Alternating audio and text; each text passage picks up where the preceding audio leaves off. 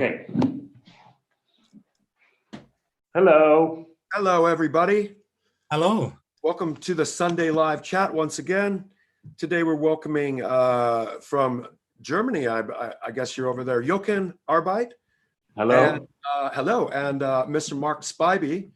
No Hello. stranger to this chat room.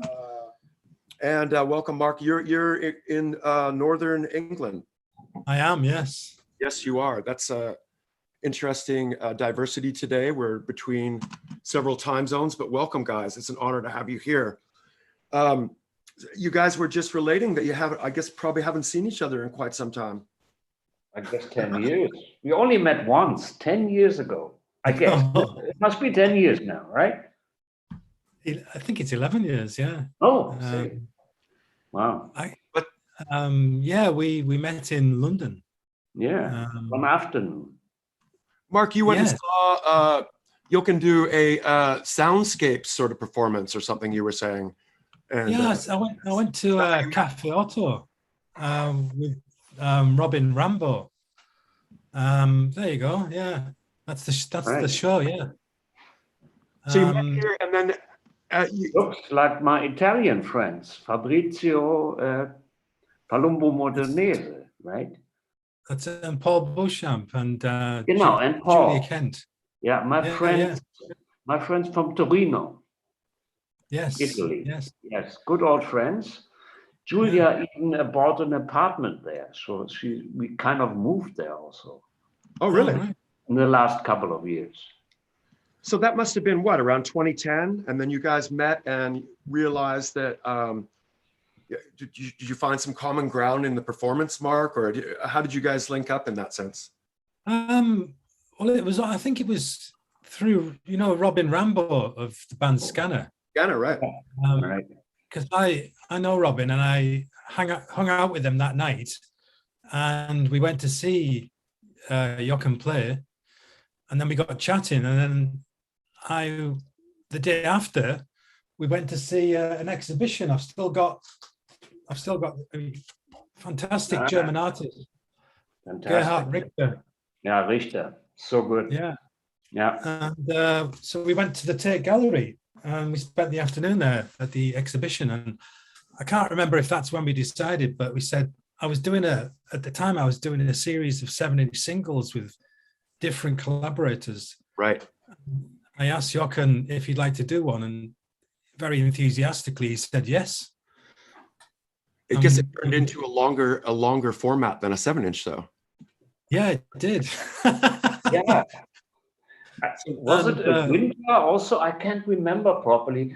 Was it a winter thing also, like when you stay at home and you play and, Yeah, I think it was something like this, right? Yeah, well, that's typically with me. That's when I make music, because me too. An old friend of mine from Canada, actually, Clancy, said, Kevin knows Clancy as well. He said something like, summer is the time you get out and do things. Winter is the time when you make music. Yeah.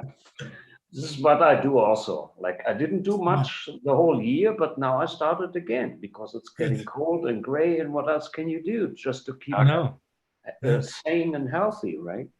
That's right. Yeah. So, I mean, it's led to was the project developed over some time, or I know it's just recently come out in December. I gather it was created over, like, what was it created then, 10 years ago? Yeah, it was. I mean, I know exactly what happened. Is that Jochen sent a lot of stuff to me, and I played with it, and I think I sent some stuff back, and then I think Jochen, at that point in time, I was going over to Germany quite a lot. I was her friends in East Germany, and I was going over there quite a lot. So I said, I think Jochen felt it would be good if we could actually meet and do some stuff together and mix it together. Yes. And then 10 years. 10 years later. Just nothing. I mean, I think you've got a day job, and I think I've got a day job. For me, it was, I'm pretty sure it was the first file sharing thing I ever did. Oh, wow. Because at this point, 10 years ago, it was not such a common thing, at least not for me. So I think this must have been the first collaboration over the internet with sending files back and forth. Must be. I'm pretty sure about that. And That's interesting. And nowadays it's so normal. You do it all the time, right? No, no. More or less. I listened to the album and I think it's great, fabulous. Thanks. It takes you on a journey, and my wife even said, "Oh wow, this is fantastic." So really, really nice journey. Like especially around track 7, Tamanous View, I was just like, wow, the doors were opening, and the I don't know, I could feel, it almost made me feel a bit emotional by maybe by track 8, the Minimal 5, because one of my cats is suffering from his kidney ailments, and so I was petting him, and all of a sudden the soundtrack was taking me to a place where I was like, oh my God, I'm starting to get quite emotional. So you know, it was like it was a nice, great album to step into. What were the fabrics that how did you choose did you choose the instrumentation, or were you both mutually in discussion, or were you using some of your Dave Oblique Strategies cards type techniques, Jochen? No, I don't think so. I didn't do that. But when I'm in the winter mode, I play at home, and I played on many tracks, I guess, and I totally lost track about what I did 10 years ago. So to listen to it again, like when Mark approached me last year, I said, "Hey, I listened to the stuff again, and it's so good. Why didn't we do anything with that?" And I said, "Yeah, let's give it a listen again." And I was quite surprised, because of course I played differently 10 years ago now, né? And so it's interesting for me. Okay, yeah, I was into this shit, and I was doing it, trying this and that, and this is interesting, after such a long time. Interesting. Yeah, I've remembered something as well. Something has just come back. It's the fogs of time. It's clearing in my mind. Is that we'd actually already done 2 tracks when I met you in London. All right. Okay. Because I remember, I vividly remember talking, and we were still connected through Robin Rambo. I know that. Right. But vividly, I remember talking to you at the Richter show at the Tate. And you were saying, you know what, that track, it's fantastic. It really reminds me of being on a camel in the desert. Yeah, true. Because there's that kind of like,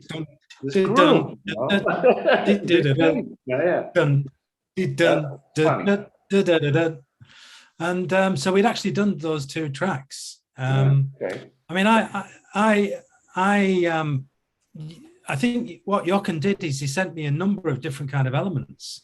There was some glitchy kind of rhythms, some drone kind of stuff, and then some beautiful guitar loops that kind of sounded like they were done with an EBO or something like that. Could be.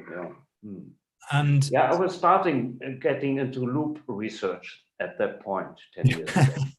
I'm much more advanced by now, but started all, I've got loop gadgets all over the place here. I've got that's pedals. It's kind of an interesting topic. I was watching a link that Mark had sent me of you, Jochen, playing, which is very interesting. And I noticed that you were building sounds, and it seemed like I was guessing that you were using a looper. Is this like a picture of one of your current setups here? Oh, yeah. That's not what I use now. The looper is not there, which I use. This is an old mono one, the blue one. I have a stereo one now. Stereo, and you have 2 loops at the same time, which you can sync or not. And with each loop, you have the choice of going an octave down, octave high, with 2 loops at the same time. So you can reverse it. So you can actually play it as an instrument. What is your favorite? I also noticed that you were utilizing like choral and string sounds being played from your guitar. I found that to be quite amazing. Is that something that you like to do? Is to control sort of like a plethora of sounds, but using a common source like a guitar?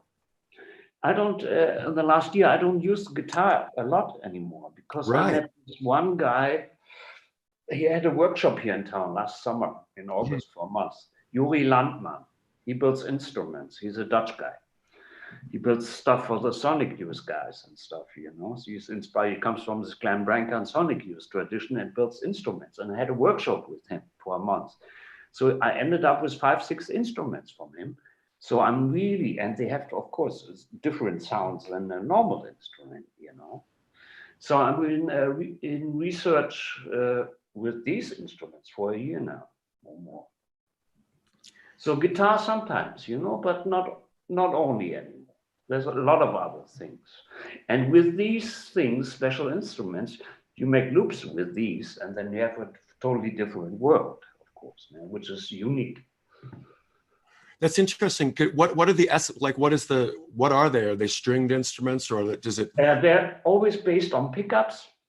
So I have a thing you can lay metal sticks on it. There's 3 pickups. You just can put everything on there.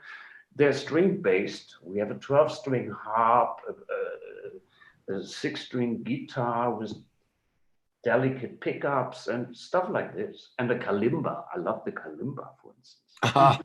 And the most funny thing is an old hard drive from a computer. Can make an instrument out of a hard drive. It makes sounds, you spin it with your finger and it makes like boom, boom, boom, boom. It's really extreme. I love it. I don't know if you've heard of this album. I think it's a compilation called Congotronics. Okay. It was out about 10 years ago on there's a Belgian label, its name I forget now. Yeah. It was associated with Minimal Compact and Tuxedo Moon and all the Belgian stuff. Yeah, and but this album is from Africa, but it's contemporary music that's made in Africa, and they use a lot of kalimba, and they use it with it's probably a really terribly dirt cheap contact mic that's stuffed in it, and you get this incredible kind of distorted. It sounds like it's going through a fuzz box, you know, like kalimba. Of course, probably is. Still making an incredible rhythm, you know, like polyrhythmic kind of rhythm. It's amazing. Yeah, there's some amazing stuff coming out of South Africa, Soweto, and areas like that of homemade instruments and super high tempo, high BPM stuff that these people, they've got this like this dance that goes with it. I was really blown away.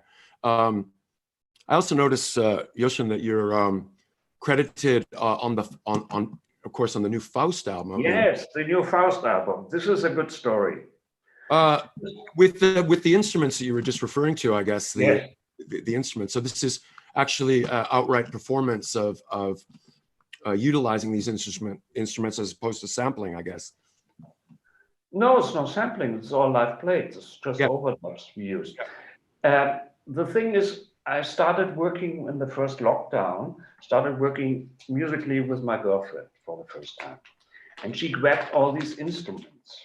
Yeah? And she's a specialist now in using all these instruments with funny things, with sex toys, ventilators, and whatever. Yeah? Nice.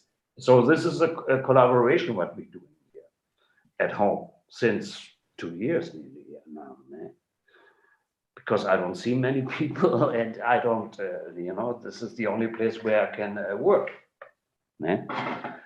We should touch base and just say that, you know, being in Berlin and having a home base there, and being that you've come from such a vibrant past with so many vibrant personalities joining with the Die Hout crew, everybody from Lydia Lunch and Nick Cave, Kim Gordon, Alan Vega, basically the list goes on.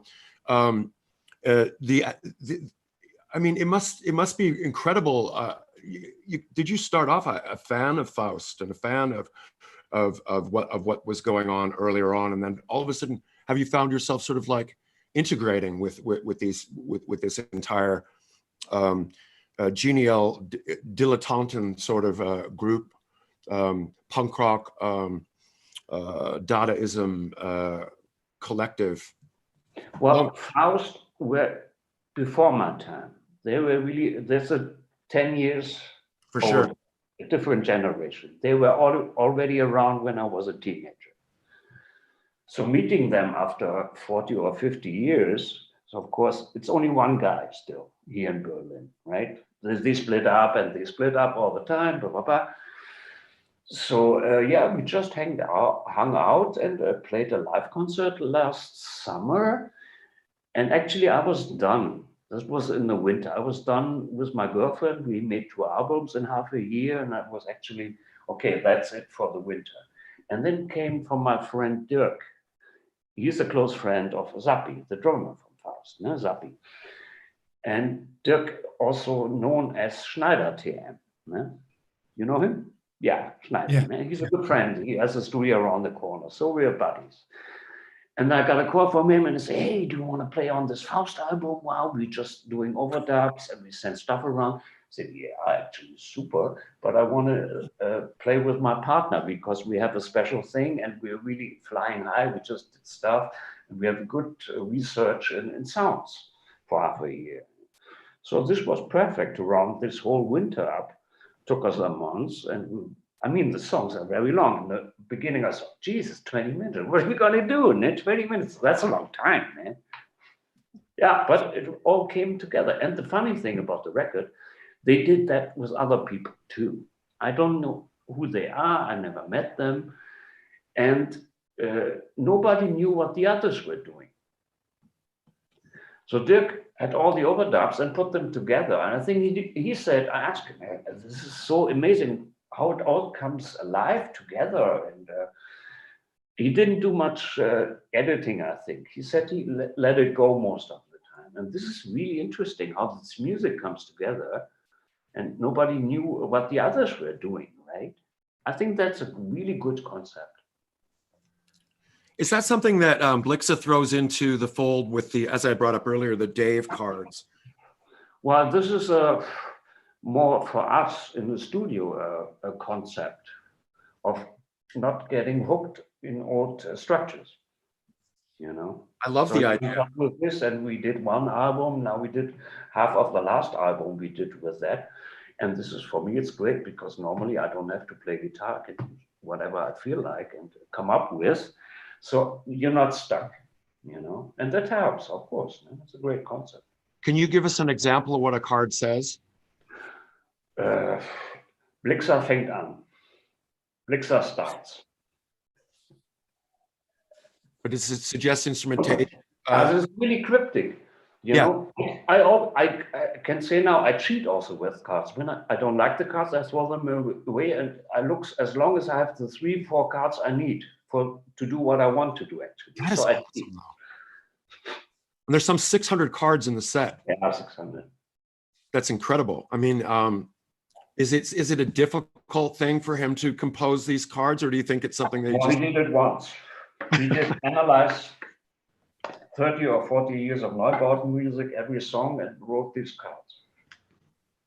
And you only have to do this once. I was lucky enough to meet Neubauten in there and near there in 1985, so, and brought them to Expo 86 with a few of my compatriots, and they set fire to the stage. Vancouver? In Vancouver, Canada, yes. Right. My son lives on Vancouver Island. All right. Oh, yeah. Actually, I have 2 grandchilds now. Nice. Congratulations. Yeah. On Vancouver Island? I wish I could go over soon. Yeah, yeah. It's a nice... That's the problem. I want to see the kids, right? Yeah, Vancouver, so yeah. That's okay. Vancouver. And they, I mean, so what I witnessed, and it was beautiful. They said, you know, other than setting fire to the stage, they had this really amazing sense of control, but also a sense of complete non-control at the same time. And I found that to be quite inspiring, quite like I'd never seen anything like it, of course, at that moment in my life. And as Neubauten has moved forward, and then you joined in 1997, it sort of like seemed to become more, much more organized and much more geared towards, say, performances that would be seen as more of a composition instead of sort of less of a cathartic anarchy. Yeah, but this started earlier also. The restart. When I joined them, this process was already longer in shape, you know.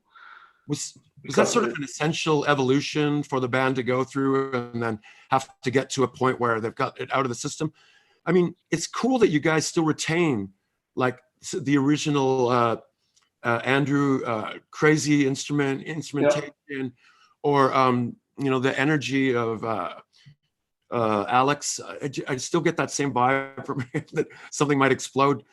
But together, you guys bring this nice, beautiful, refined atmosphere to it now, and it's like it's like a whole new thing. What's it like?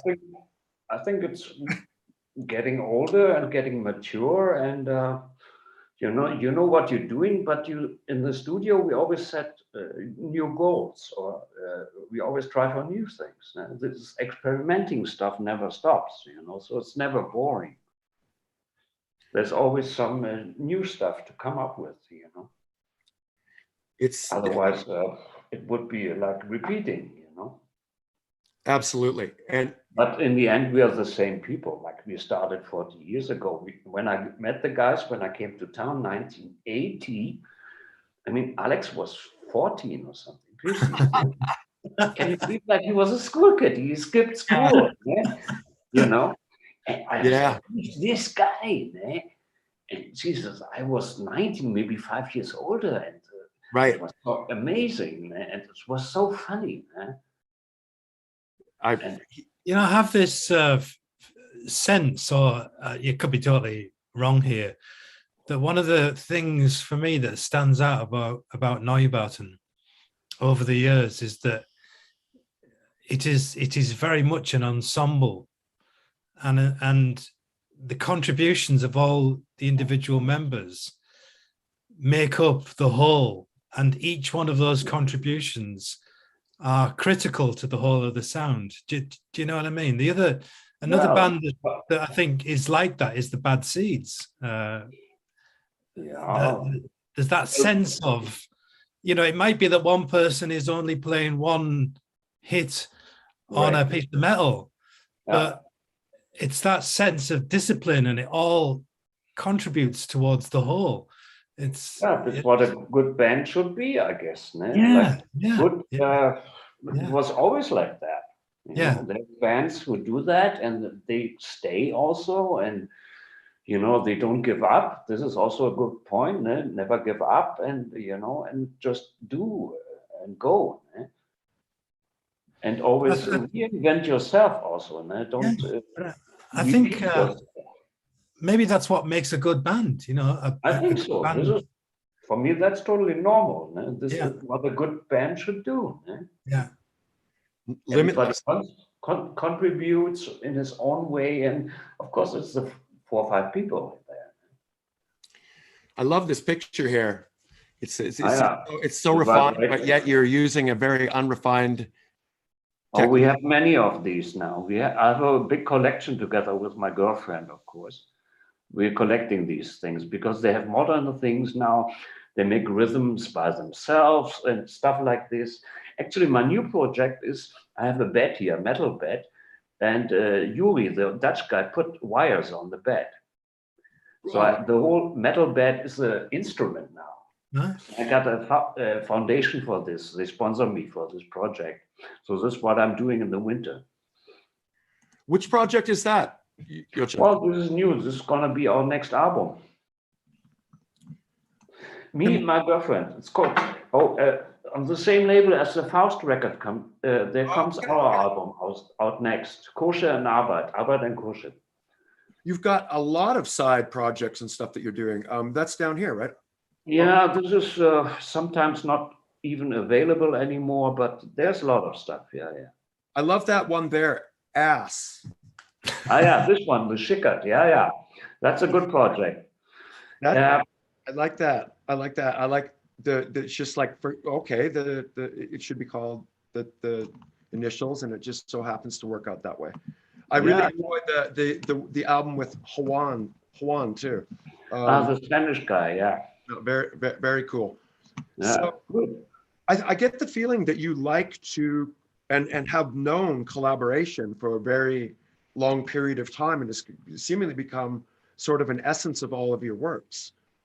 Well, I mean, when we started here in Berlin, everybody was playing at least in 3 bands. So it was like that. Come on. And this actually kind of never stopped in a way, you know. I mean, we don't hang out.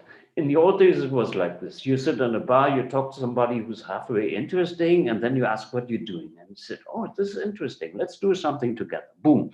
It happened like this. This was the dynamic of the city. So we don't do that anymore. But as we see now, we have friends around the world. We can do it now with file sharing. So what we did, Mark, for 10 years. Yeah. So this became so normal, right? And in the pandemic, it's also a good way to be in contact with people, because I don't see many people anymore. Eh? My girlfriend is in a risk group since 2 years. We're totally in a close down and lockdown kind of. Eh? I have 2 or 3 friends which I see over the last 2 years. They come sometimes an evening alone with a good buddy, watch some soccer, drink some beers, and that's enough, you know. Yeah. I'm not socializing anymore. Yeah. It's been the same for me. Yeah. Yeah, see, we know what we talk about here. Yeah. And so the music becomes much more important than it was. I never had a studio, actually, at home. I was doing stuff with you. I had my pedals. I had a little laptop, and, you know, I can do my stuff. I also worked a lot for 10 years in dance and performance productions, theater and performance, a lot. So I learned to be independent from a band, to do my stuff on a computer. So with you, I kind of started at this point. Yeah. And then it developed. And when the lockdown came, the first one, I said, no, I have to build a studio finally. It was a dream for me. Have the place. I had to kick out after half a year my roommate because of safety and health reasons, because I didn't feel safe anymore. So I kicked him out, and now a dream came through. I have my apartment for myself and have a studio. Yeah. And even I got for this new project with the bed, I got some grant, and I could update my whole system, you know. My studio system, bought new things, and so I'm fine here. But this is the consequence out of, you cannot be social anymore and meet people and play in bands. You have to do it at home now. So it's 2 years, right? Yeah. I did a very similar thing really throughout the early days of the first lockdown. I spent most of the time in the studio, and I was lots of at one point it was pretty much every day sort of spontaneous live performances, you know. Right. And the reason I did that is because I really wanted to connect with people. I still wanted that sense of contact with people, but I just feel comfortable doing it. The new looper, the white one on the left, this is the stereo looper I use. There. What's the brand on it? Electro-Harmonix, I guess. Okay, Electro-Harmonix. What a great company going way back. back. I have lots. And this one beside is the Penna. I put it stereo all the time, the signals. These two together, the loops over the Penna and echo, that's enough. That's a really instrument you can play. Yeah. If you have the good loops, you need the loops. What are you controlling the strings with your guitar? I noticed. Mostly EBO. Are you controlling like I've seen some pedals where you actually can play like pads and strings. Are you using that as well? Yeah, I don't know what you mean. Sometimes I just hit the strings with a stick. So you're probably not. Yeah, I've seen people using MIDI it's no, I'm analog. Yeah. Sorry, no. That's not for me. Out of the real way, which is from reverbs and from spatial effects. Yeah, echoes and everything. Echoes and so on like that. That's the way. And I'm a big fan of the whammy bar, the whammy pedal, octaves, up, down, and stuff. Is that a Gretsch guitar? It looks very beautiful. Yeah, that's a Gretsch. Is that sort of like your baby? Oh, actually, you Well, I'm not a fetishist in guitars. I've never been in my life. So when I have one, it's totally enough for me. You know? And is this where we can typically find you? Is this your studio setup now? This is my home, yeah. No, this is a year ago. This is when we started. This is first lockdown, very early. I had to do, we were finished with the album, with Neubauten. We were close to go on tour, and then the first lockdown hit. Yeah. And so I had to do some, we were on Patreon also with Neubauten, with the whole production, with lots of people. And everybody was so unhappy that we tried to continue for another couple of months. So everybody had to contribute in the band to make some videos and stuff. So I made 2 webcasts, made some videos. So this is actually from home, first lockdown. Right. So Yeah. is it, I gather it's like here, it's like nobody can really do much. Is there any talk of venturing out I saw that you guys are booked for Primavera Sound in 2020. I know. And don't you hate that when they've got this thing booked and you're like, wait, it's not nearly even Yeah. okay. Well, they postponed the tour now for 2 years. Yeah. So, but right now, talking about now, we don't know if we go on tour in May. We don't know yet. Exactly. We haven't talked about it finally. So maybe this month we have to come up with a solution if we do that or not. Which is, I don't know. It would feel so strange to do that again. Yeah. Because it's not like we did it before. Something changed, right? So I don't know what really to think about that. How I feel about that. Yeah. Now. Yeah, we're booked for a huge show in France in June, and I just can't see how it'd be possible for us to even travel internationally. Exactly. And we would go on tour like for 5 weeks in a row, more or less. Yeah. Many countries, Europe. But I don't actually see how you can do that in the summer. Not yet, but maybe it's a process. Also, we have to get close and start talking about it. How is that possible? What are each country has different rules, blah blah blah. How we deal with that? I don't, no idea right now. I don't know. I mean, I guess there's various ways to deal with it. I think Mark has one of the best solutions. Yeah, and that is to get take out the bike, take his bike, right? Yeah, genau, take the bike. And see these type of scenes and be like, realize, oh yes, nobody's around. Oh, beautiful. Beautiful, Mark. You need a little thing behind your bike where you put yes. your amp and your instruments, and then you can travel all Europe, right, Mark? I could have gone tour from going, you know, hanger on, you know.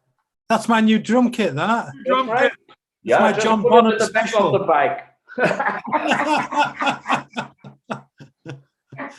Ludwig Vistelite. I love everybody would love you for that. Yeah. Mark, I'm waiting for that. But no, what I do love about Mark's sound is that it does the Moors definitely come to mind. Definitely the sound of the Moors is coming out of everything that you know, that I feel out of Mark. Mark, I love your your approach to everything as well. Always been so. Somebody else once said that as well, you know, another Canadian, our mutual friend Alexander Varty, Alex Varty, he said that. He said his family were originally from the northeast of England, I mean, generations back, like yours from Lancashire. Right. And he's been over here and he's been to Scotland, and he said, you know what, your music really reminds me of the kind of moors around where you're from. And I'm like going, it really never thought about it. Never thought about it. Well, especially Soviet France as well, how initially that struck people, I thought was like, man, this has got to be coming from the Druids or something. I recently remembered, so there was a track by Soviet France on an album called, I think it was Assault and Mirage, and it's this sort of like primitive drum track. And I always found this hilarious because it starts with one of them saying, Jesus is a flower. Right? Jesus is a flower. But he says it in this like northeastern accent. He says, Jesus is a flower. Oh God, yeah, okay. That makes sense. Jesus is the flower. Yeah, And yeah. it's just brilliant. I love I that got kind of, the joke, I guess. yeah. That's I love good. that kind of I love the fact that I think music is so regional and it's got such, I mean, there's an international quality to everything that we do, you know. Hence the reason why some of the stuff that we did, Jochen, sounds like it was made in the desert, you know. Yeah. But yeah, I think there is a kind of like time and place element to music, and you can sort of like, you know, you can think about the time and the place, and it resonates. It tells you something about who you are and where you're from. Jochen, I've heard you refer to you've seen 3 different Berlins, and it's kind of interesting to be in a city maybe where you've been 5 or 10 or such 100. change, and also the influence that it would have on you as a person making music and such. I gather when you went to Berlin in 1980, I gather you were dealing with like the vibe of the city with the wall and the whole sort of thing. I remember playing there a couple times at the Loft with Monica. Right, Loft was fantastic. Monica's still around. You know that? Really? Oh wow! Oh yeah, Old she's school. something now. She still goes raving to Berghain. Oh, right on. Night. Yeah. Well, if you ever say hello, see her, please say hello from Skinny Puppy. I will. She always shows up at concerts. Still. She was so great. But you were saying that you thought like the greatest period, and is when the wall just came down for about 15 years after that. What was it that, like, do you think made it so much, or maybe not so much better, but better than say the other times when you were inspired by so much craziness going on? Well, actually, from looking from now on, what we have now, actually, I think it was the best preparation we ever got. This 80s here in Berlin, these tough times. So actually, one crisis after another. We all knew that the Russians are able to conquer the city in 10 minutes, right? Yeah. Oh, we had this always in our heads, of course. And so when you grew up like this, and we were kids, we were young. So when you grew up like this, I think you marked for the rest of your life. And when another crisis comes, okay, well, yeah, okay. Feels like, for me, sometimes I feel like back in the 80s, you know, these days. It reminds me on this feeling of, okay, it never stops. It goes on these winters and cold, and we didn't have a heating. We didn't have showers, you know. I had to go to the public bath once a week to have a shower, and it was always cold. So we were always out at bars. You just went home into your cold flat, just sleep, and immediately you woke up and you went out again, because that was, you know, what you did. So actually, this all was total preparation for what we have now, I think, sometimes, right? So yeah, another crisis. Okay, we grew up like this. Okay, beats me. Of course, I take it seriously, but in a way, actually, you know, growing up here in this city, it prepares for everything. How is it that you originally stumbled or met the guys that you collectively all engaged with now in the music? Was it that there was like one common club that everybody went to? There were 3-4 places where you went. 3-4 bars, concert halls, and then they met everybody.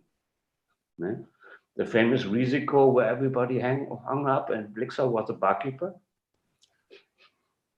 Hello, Jesus, man, you won't believe it, man. What bullshit we did when we were young, man. Jesus. Yeah.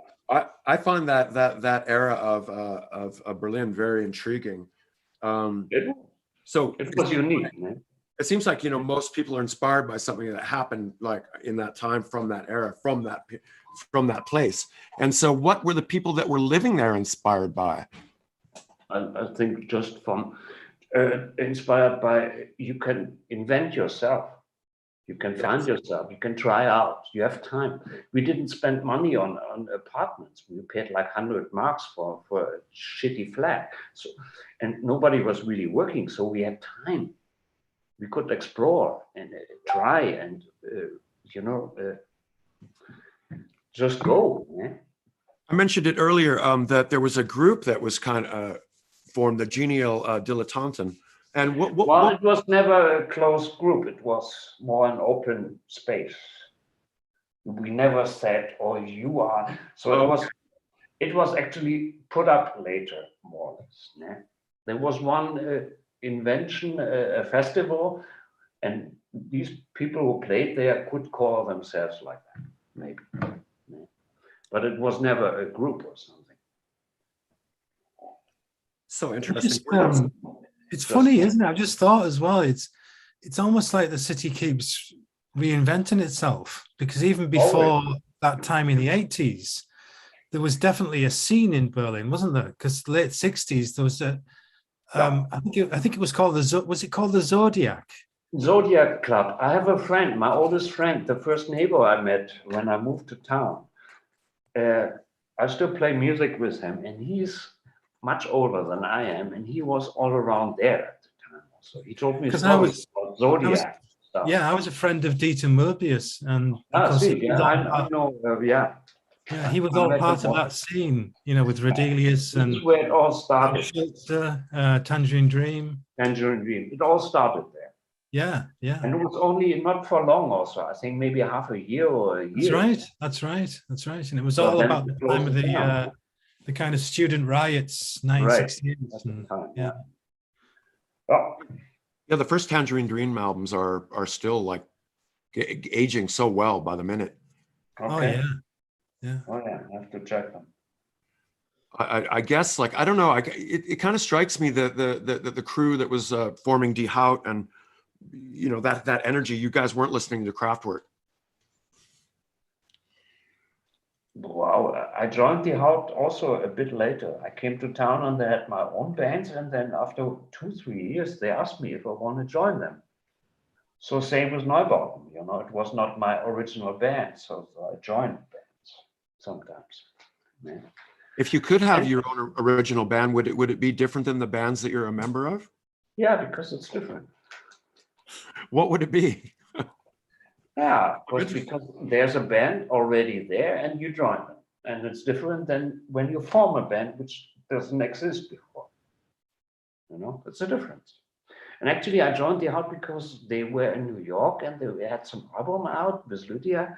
So actually, they were in America. I always wanted to go to America. That's why actually I joined them. Yeah? Just practical reasons.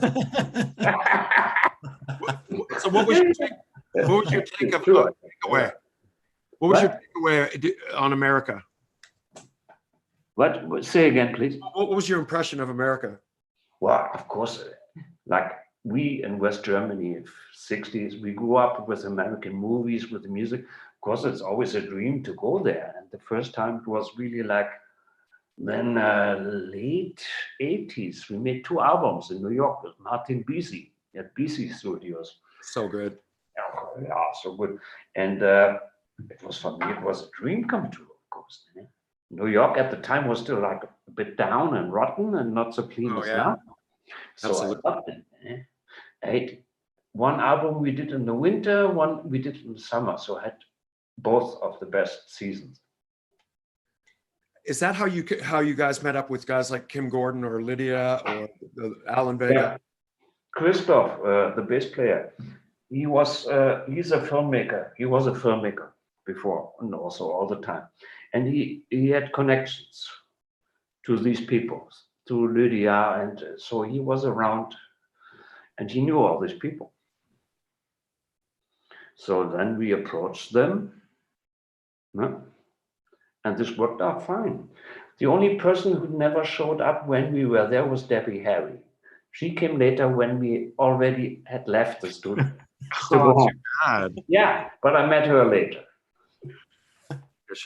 I mean, the list is endless for who you guys were collaborating with. It's I guess like, you know, there were other bands here that got formed in America later that were based on pulling members out of various bands, but you guys were already on it way early. So there's a funny story there as well. Kevin and I were in this band together, Download, and the first show we ever played before we came on tour in Europe was in a strip club in Vancouver. Wow. And at it was a sort of festival, but Lydia Lunch actually was on the same bill. Cool. Remember, Kevin? Yeah, I had to actually do sound for her once when she did some visits in Toronto in the early 80s when she was young and vibrant, and you know, not that she isn't vibrant still. I think she's awesome. Absolutely. Still going, yeah. Woman is a power plant. Eh? Yeah. When she's in Berlin, she insists on staying at my place in the last years. She doesn't like a hotel. She likes to hang out with me because I cook for her. She can invite some friends, and we have a jolly good time together. That sounds like a jolly good time, I would say. Do you live in the former East Berlin now, or do you live in? Yeah, I moved. I changed cities. Oh, really? Yeah, because it was only 4 kilometers, but you live immediately. You were in a new city. I did the move more than 20 years ago. I waited before because there were no supermarkets. You couldn't buy proper food here. It was a desert, you know, the East. Yeah. And so, and then one of my friends moved and he said, "Hey, they have a supermarket here. Come by, have a coffee." And I saw this sign at the new building I'm living in, said apartments for rent, and just called. And next day, I had the contract. It was so easy. Where are you? What's the supermarket? Flower Bag. Oh, right. Okay. Yeah. The old East, the working class area, which is now super posh. But this is so strange about Berlin. We always lived in the cheapest quarters, right? Yeah. Kreuzberg, Schöneberg, all where it was cheap. And now, and when I moved here, it was like this. It was really like run down. The old area was still run down. And now it's super posh after 20 years. Yeah. Normally, I could not even think about living here when I would move here. Now, it's impossible. And this feels a bit strange because we were always living in cheap quarters, right? And now you live in a posh area. And actually, the only reason is why I still have this long contract, so my rent is still okay. But normally I could not afford to live here. Yes. In this now times, right? Yes. Yeah. This feels strange for me. Yes. I played a concert in Prenzlauer Berg about 15 years ago with my friend Robin.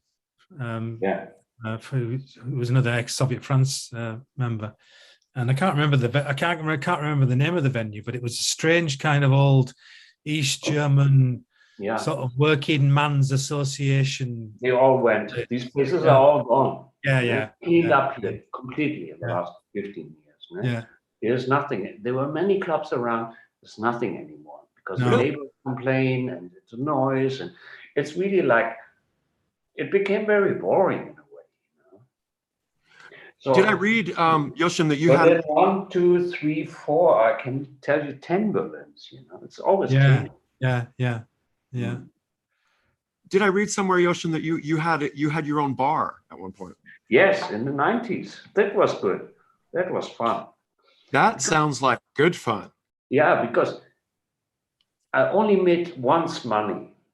So the first time in my life I had a bunch of money because we were doing a tour with Die Haut in Brazil, sponsored by Mr. Goethe.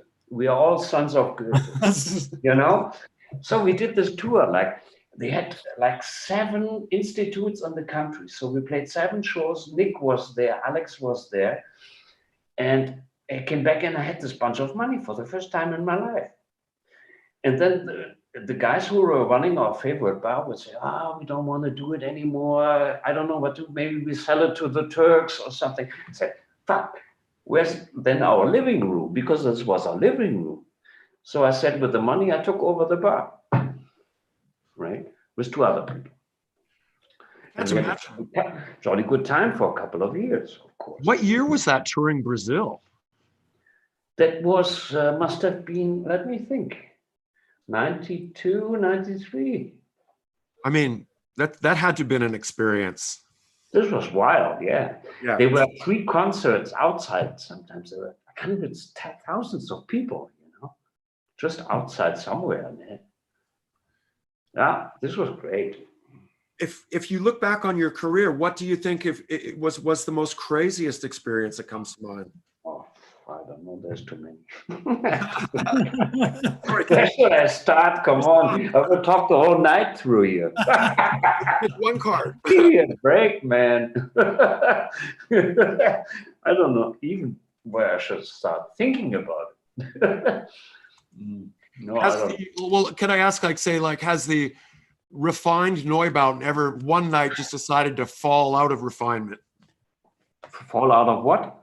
Fall out of that mode of being refined and start just demolishing. Yeah, there's a Dave thing.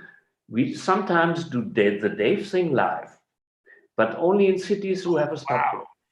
Subway. It must be a big city. So we ask ourselves, do they have a subway here? Okay, no, then we cannot do Dave tonight. Okay. Oh, man. We do it as a last encore after 2.5 hours, and then we take out the cards. But that means live. It's also like, oh, fuck. So it takes a while. You know what I'm going to do, and blah, blah, blah. And this sometimes is so bizarre that it really is against anything you would normally do, I guess, you know? That is such a fantastic idea, though. Yeah. I mean, it works nice. If you, I'll give you one example. Here we go. I think it was in Paris or something. And so we take the cards, it takes a minute to set up. And so, okay, where's everybody? Can we start? Rudy is not there, the drummer, right? Okay, Rudy's not there. We have to start. Boom. So we start, and where's Rudy? Where's Rudy? And then after a couple of minutes, a metal box. We have these big metal boxes where we put all the stuff in. A metal box comes on stage. So Rudy is inside the metal box and had the card of something like Rudy has to hide and come on stage. Oh, give me a break. So I see this metal box slowly coming on stage. And I thought, this is hilarious. This must be Rudy, right? Well, there he is.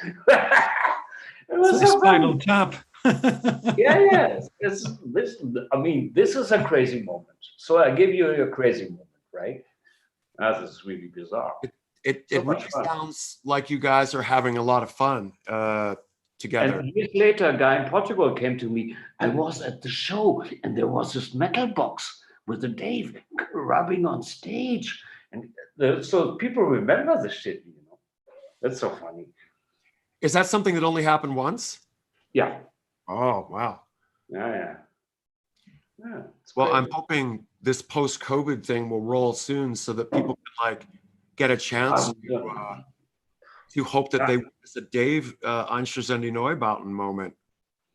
Well, we see. If they have a subway, we find out, man.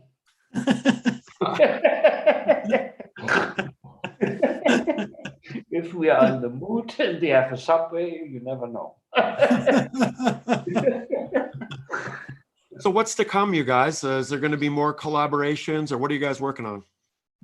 I work on my next album with my girlfriend, which is nearly done. The bed project with the bed and the wire and all this. And actually, when I'm done with this, if we go on tour, we have to start rehearsing in April, and then we go on tour in May. If not, I don't know. You know, this is my plan for now. That sounds very similar to my plan. Yeah. What about you, Mark? We are not sure, man. What can we say? I'm recording music all the time. You go on your bike and come over. I'll go on my bike. Yeah, I'll bring the bike over. I have a bed for you. But then the metal bed. Yeah. I'll bring the bike over to Germany. In fact, I'll ride over to Germany. Right. It's beautiful here, you know. Yeah. I'd like to do that. Yeah.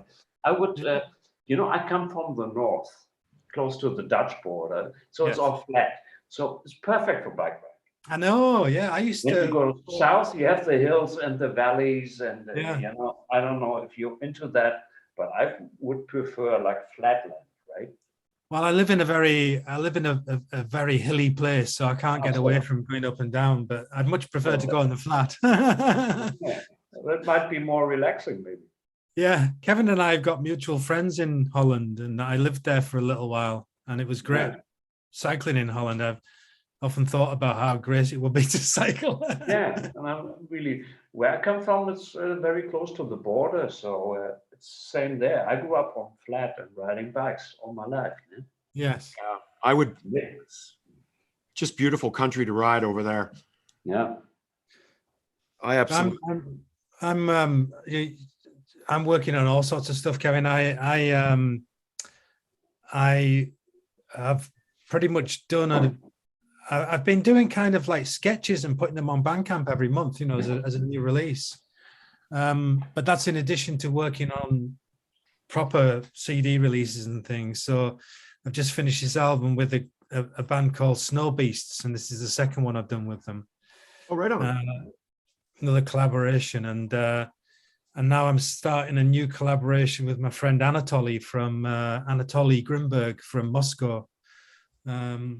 And that'll be our fourth album, I think. Fourth album.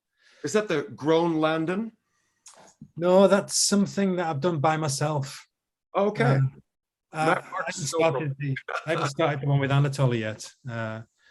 That's the kind of, some of these projects will take a lot longer than me, because I'm still doing what I did when I first met you, which is, you know, I can record 2 or 3 different tracks a day. And feel totally happy with them. It's just all very, you know, spontaneous, and I still do a lot of first take stuff as well. So first take, good. First take. Yeah, I'm with you. I noticed that your Propulsion record was Scanner as first take. No rehearsal. Jochen. That's what? Your album was Scanner that you made, the one track Propulsion Live. It's a live show, more or less. Yeah, live show, yeah. So, but you guys did not rehearse for that, I heard. Well, we are too old for rehearsals. We don't have time for that. So, I mean, we rehearsed so many years. I'm out of this. I grew out of this. I never rehearse. What for? First takes. In some cases, I guess. Yeah, first takes. Why rehearse? We're beyond that. It's I don't know. I could definitely play live with you. I think with we could have a lot of fun live. When you have to learn songs and blah blah blah, of course. But me alone, no. I really like the idea that Wire had when they were in their heyday, when they would go on tour and they just released, you know, say they just released Chairs Missing. And then when they went on tour, they would play the whole of the next album. Yeah. Because you know. Yeah, we do this with Neubauten. We always have an improvisation space in a concert, which we record, and sometimes we come up with new songs, like improvisation live, you know, at least for 10 minutes an evening or so. Yeah, that helps, of course, coming up with new stuff, you know. Yeah. We do that as a routine, actually. Yes. Yeah, helps. I would do it too. I mean, like with a setup like what you guys have, when it's all mic'd up, it's ready to go. You got the energy, you even got people to react to. I'd be doing the same thing. We used to do that with Skinny Puppy too, where we would set 2 or 3 sections of the set that would be completely improvised each night. Yeah, and quite often those turned out to be the most fun part. So. Yeah. Well, that's also, so it keeps yourself fresh and alert. You know, you can't slow down and playing the same shit all the time. So you have to be calm, uptight, on the case. Do you? I think it's really important to feel like that when you're playing live, though, isn't it?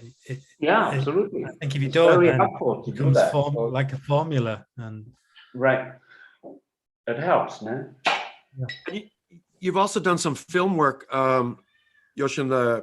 How do you feel about scoring films in the essence of? Well, I had bad experiences. I stopped doing that.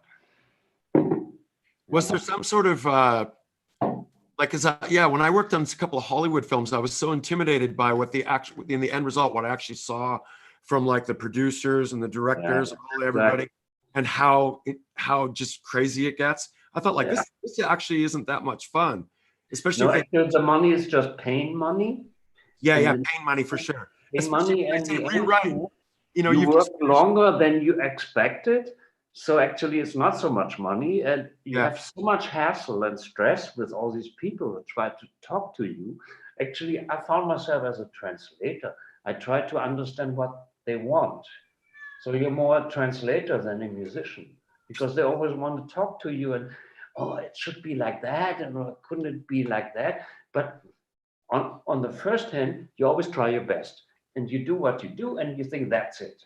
And then they try to talk it differently or change it or so, and then I get stressed in a way, Absolutely. So I would do it if somebody gives me a carte blanche.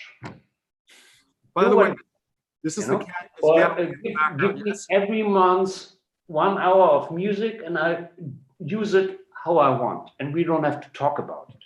This would be perfect. Yeah. But obviously, talking bits and translating into, like, they try to say something, but they don't have the words because they're not musicians. Yes. So I feel like a translator. I have to understand what they mean at all, because they don't have the words for it, And this is not, it's not really satisfying. I found out. So I stopped doing that. What is the first instrument you gravitate towards when you're thinking creative? Is it your computer DAW, or is it your instruments, or is it some particular instrument? Depends. You don't just normally, go. In the moment, I would start with loops. That's what I do. With loopers. And then take it from there. At least have a ground where I feel comfortable, which I like, and then I can build from there. So you don't start with. You have to start with something. There's not a formula, a Jochen formula. No, but I'm so happy to have a partner here in the house, so we can exchange. I'm not alone in this also. It's always the best when you're collaborating with your better half too. That's. I think so. I mean, I'm happy. I'll never be as honest to you about stuff. I mean, it's a different kind of level you're having than in a relationship also. It adds, which I like a lot. It's so natural in a way also. Well, you guys, I really appreciate you guys taking the time out today to chat about things. I'm going to listen to the album again later because I really love it. Have you guys talked about doing more? No, we haven't, have we? That's interesting. No. Maybe you guys can. We should talk about doing another record. Yeah, I won't put you on the spot, but I'll tell you what, I'll ride over to Berlin and we'll do it in Berlin. Yeah. First, you come with your bike and you bring everything, and you have a place here, right? And then we can start working. Yeah. You find all the crazy instruments I'm having here. I have a studio. I'm sure we'd have a lot of fun. Yeah. Then we cook and have nice walks around. Yes, I love to cook. Absolutely, love to cook. Me too. Yes. Mark is a great cook. I can attest to that. Mark, we used to have these guys at Expo 86 that had bicycles, and they put contact mics throughout the bicycles and on the tires and did various things. And that's cool. Quite amazing. That perhaps could be a concept for. Yeah. There you go. Into that. and then there's also the different things. You have to go on a ferry. You have to go on a train. Maybe you can also Yeah. Make it a journey. Ride the bike on the ferry.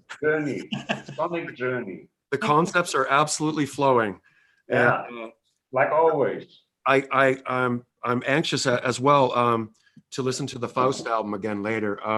Yes, wait for the album I bring out with my partner soon on the same label, Erotox Decoding. Chandra, he's a good friend.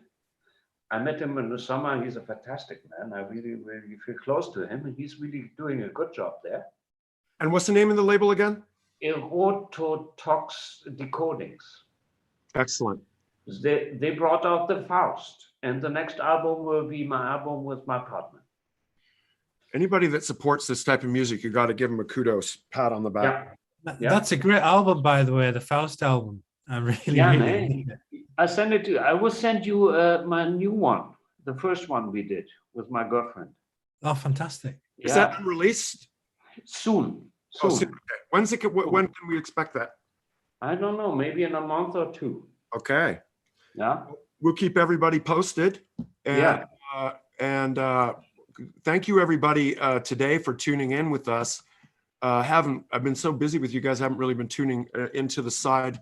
People, thank you, all you guys, Acid Bat, JC Snow, Simon Paul, Eric Peterson, Remission Entertainment. Hey, isn't that you guys? Yeah, it is. That's Wes. Yeah. Hey, Wes. Hey, Remission Entertainment. Yeah, that's Wes. Whole bunch of people here. You guys, thank you so much for tuning in. Data Bomb, thank you for moderating. Jochen, thank you so much for tuning in today from your lovely home. Mark, thank you so much again. Everybody check out the album. I put the link in the description of the chat here. And to you guys, have a great Sunday evening and all the best to you. All right, take care. Cheers.